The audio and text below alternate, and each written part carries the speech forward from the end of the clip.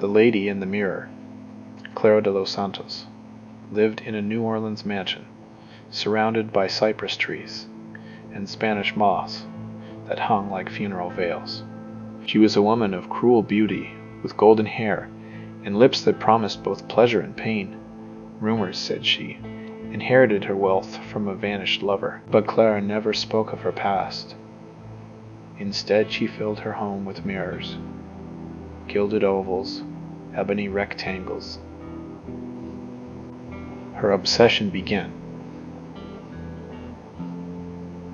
after a trip to Venice, where she bought a silver-edged mirror said to have belonged to an executed witch.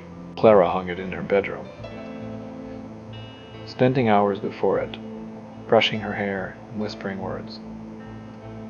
No one understood. Servants noticed changes. Her skin grew paler, her eyes brighter, and sometimes as she passed, the mirrors quivered as if stirred from within. One night, Clara hosted a ball for the elite. Mirrors lined the ballroom walls, reflecting the guests in a feverish glow. She danced alone, her black gown swirling like liquid shadow, and some swore her reflection didn't follow, but stood still, smiling. After midnight, the mirrors fogged, and a scream pierced the air.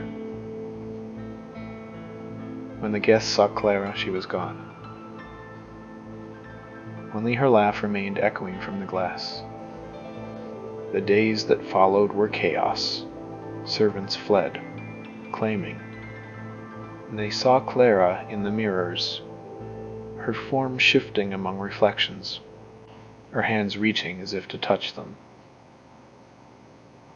A maid, wiping a mirror, felt a cold brush on her wrist, and woke days later, pale and muttering Clara's name. The mirrors were sold, scattered across the city, but the horror didn't end. I bought one unknowingly.